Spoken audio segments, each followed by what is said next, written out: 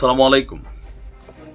NCP বা জাতীয় নাগরিক কমিটিতে যারা আছেন তাদের সময়টা খুব বেশি ভালো যাচ্ছে না। বিশেষ করে কক্সবাজারে যেই ঘটনা ঘটেছে, এই ঘটনায় একটা জিনিস তো স্পষ্ট যে উত্তাল জনতার রোষানলে যারা পড়বেন তাদের আসলে রেহাই নেই। কেন, কি এমন কর্মকাণ্ড করলো যে আমরা দেখছি যে আপনার বৈষম্য বিরোধী ছাত্র আন্দোলনের সমন্বয়ক এবং জাতীয় নাগরিক পার্টির কক্সবাজার যেই জেলা আছে, জেলার যিনি সংগঠক আছেন, তাকে কেন উত্তেজিত জনতা একত্রিত হয়ে গণধোলাই দিল অথবা তিনি এই হামলার শিকার হলেন।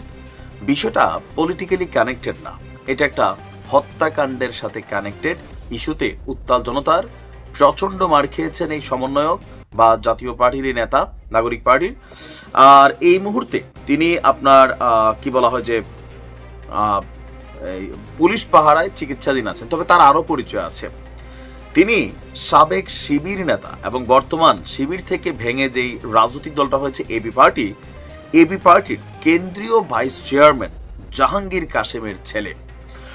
দর্শক, আমরা যদি দেখি, তথ্য বলছে যে কক্সবাজার সদরের খুশকুল এলাকায় আল্লাহওয়ালা নামক একটা হ্যাচারি আছে। হ্যাচারি তো বোঝেনি, মাছের পোনা টোনা যেখানে চাষ করা হয় বা উৎপাদন করা হয়। সেই হ্যাচারিতে আলী আকবর নামক এক ব্যক্তির হত্যার ঘটনা ঘটে। আর এই ঘটনার জের ধরে আপনার গতকালকে রাত 10:30টার দিকে এনসিপির এই নেতাকে উত্তাল জনতা ব্যাপক মারধর করেছে।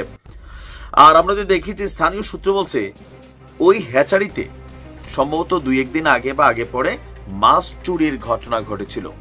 সেই মাছ চুরির ঘটনার জের ধরে আলী আকবরের মৃত্যু হয়। আলী আকবরের মৃত্যুর ঘটনাটি জানাজানি হলে আপনার রাত 1টার দিকে মরদেহ উদ্ধারের সময় উত্তেজিত জনতা এই হ্যাচারির মালিক যিনি আছেন, তিনি হচ্ছেন এবি পার্টির জাহাঙ্গীর কাশেম, তার ছেলে রাইয়ান কাশেমের উপর তারা হামলা চালায়। হামলা থেকে বাঁচতে তিনি হ্যাচারির পানিতে নেমে আত্মরক্ষার চেষ্টা চালান, কিন্তু এতেও শেষ রক্ষা হয়নি।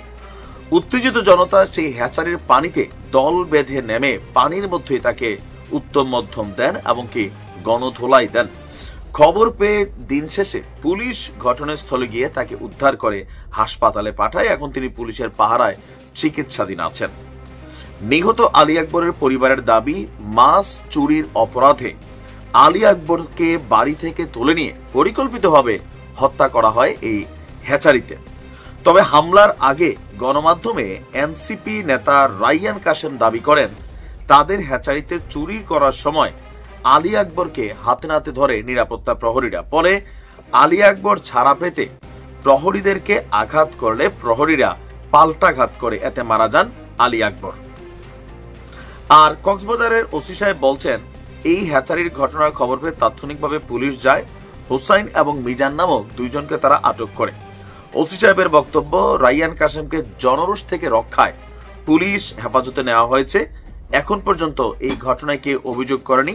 রাইয়ান কাশেম পুলিশ পাহারায় হাসপাতালে চিকিৎসাধীন আছেন।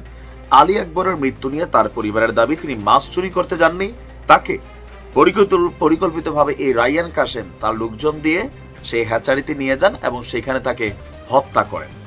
এখন ঘটনার সত্যতা আমরা হয়তো দূর থেকে বুঝবো না, কিন্তু উত্তাল জনতার যে স্রোত বা রোষানল বা মব অথবা ধরেন যে কোনো ঘটনার পর যে প্রতিক্রিয়া হয়, এরই শিকার হয়েছেন এই রাইয়ান কাশেম।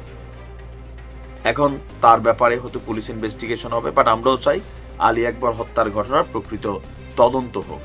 ভালো থাকুন, আসসালামু আলাইকুম।